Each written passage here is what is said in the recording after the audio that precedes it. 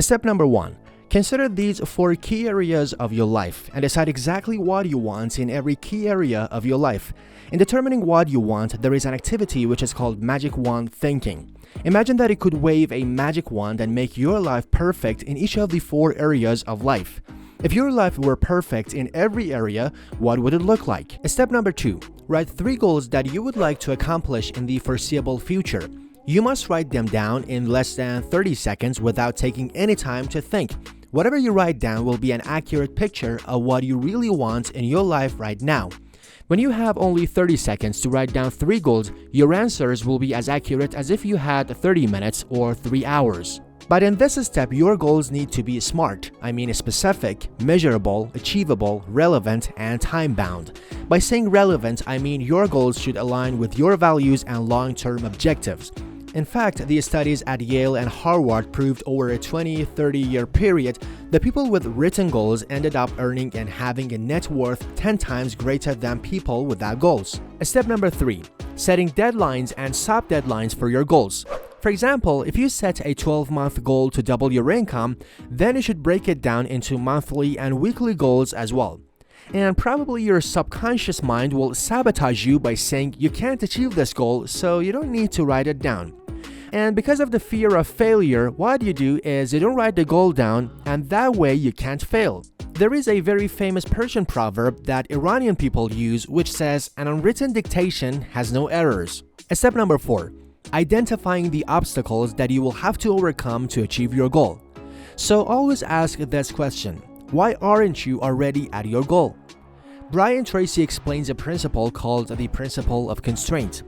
What it says is that there is always one limiting factor or constraint or bottleneck between you and your goal that sets the speed at which you achieve your goal.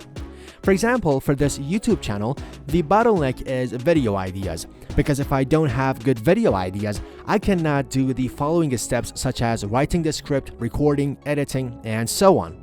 Or if you have an online shop, your bottleneck might be sales or posting consistently on social media. And you should find ways to fix it. For example, for the video idea problem I mentioned earlier, I can use something I call a nightingale habit. Step number 5. Identify the knowledge, information, and skills you will need to achieve your goal.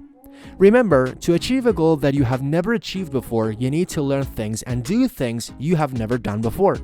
You cannot achieve anything more than you are achieving today with the same level of knowledge and skill that you have today.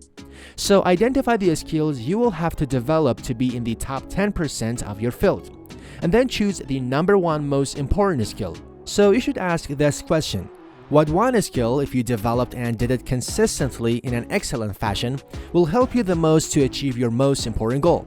Whatever the skill is, write it down, make a plan, and work on it every day. Step number 6. Identify the people whose help and cooperation you will require to achieve your goal. For example, maybe 80% of the income of your business is from 20% of your customers. So in this case, you should pay more attention to these people and try to make them satisfied. Step number 7. Make a list of everything you will have to do to achieve your goal. For example, you can make a checklist of some deliverables for your goal. Step number 8. Organize your list into a plan. First of all, you should organize your list by sequence. I mean, what do you have to do before you do something else? Next, you should organize your list by priority. What is more important and what is less important? Step number 9. Make a plan. As Jim Rohn says, don't start the day until you have it finished. Don't start the week until you have it finished, and so on. For the previous 3 steps, you can watch this video after the current one in order to learn how exactly you can do that each week.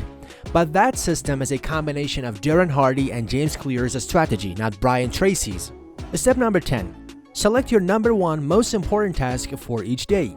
Ask yourself, if I could do only one thing all day long, which one activity would contribute the most value to my work and to my goal?